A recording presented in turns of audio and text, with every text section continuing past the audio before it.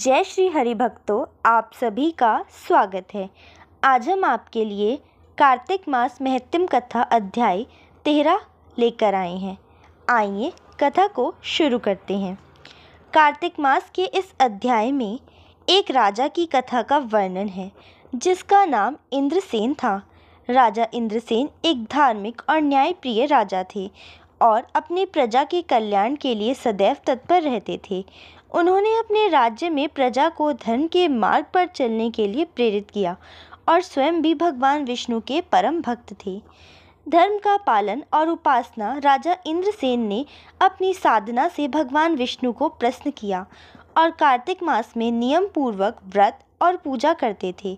उन्होंने कार्तिक मास में पूरी श्रद्धा और भक्ति के साथ भगवान विष्णु की आराधना की और सभी प्रकार के धार्मिक कार्य किए। उनका उद्देश्य केवल अपने और अपने परिवार का कल्याण नहीं बल्कि पूरे राज्य का कल्याण करना था। वृक्षारोपण का महत्व। इस अध्याय में यह भी बताया गया है कि कार्तिक मास में वृक्षारोपण करना और पर्यावरण का संरक्षण करना बहुत पुण्यकारी माना जाता है। राजा इंद्रसेन ने अपने राज्य में अनेक वृक्ष लगाए और अपनी प्रजा को भी वृक्षारोपण के लिए प्रेरित किया। उन्होंने बताया कि प्रकृति की रक्षा करना भी भगवान की पूजा के समान है और इससे हमें शुभ फल की प्राप्ति होती है।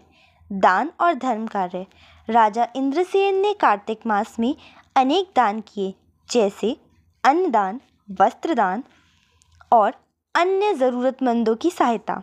उनके दान से उनके राज्य में सुख समृद्धि का विस्तार हुआ और सभी लोग खुशी खुशी जीवन यापन करने लगे। यह कथा हमें सिखाती है कि हमें हमेशा ज़रूरतमंदों की मदद करनी चाहिए और कार्तिक मास में दान पुण्य का विशेष महत्व है। भगवान विष्णु का आशीर्वाद। अपनी भक्ति और सेवा भाव के कारण भगवान विष्णु ने स्वयं प्रकट होकर राजा इंद्रसेन को आशीर्वाद दिया। उन्होंने राजा से कहा कि जो व्यक्ति कार्तिक मास में सच्चे मन से उनकी पूजा करता है और धार्मिक कार्यों में लिप्त रहता है, उसे भगवान का आशीर्वाद प्राप्त होता है और उसके सभी कष्ट समाप्त हो जाते हैं। इस अध्याय का निष्कर्ष यह है कि कार्तिक मास में भक्ति, दान, सेवा और वृक्षारोपण जैसे कार्य करने से व्यक्ति को पुण्य की प्राप्ति होती है। यह मास हमें प्रकृति, समाज और परमात्मा के प्रति अपने कर्तव्यों की याद दिलाता है।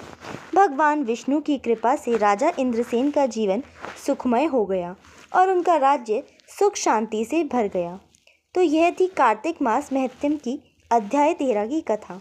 यदि आपको पसंद आई हो तो कृपया हमारे चैनल को सब्सक्राइब करें और वीडियो को लाइक व शेयर करना ना भूलें। कार्तिक मास के अन्य अध्यायों के लिए भी हमारे चैनल से जुड़े रहें।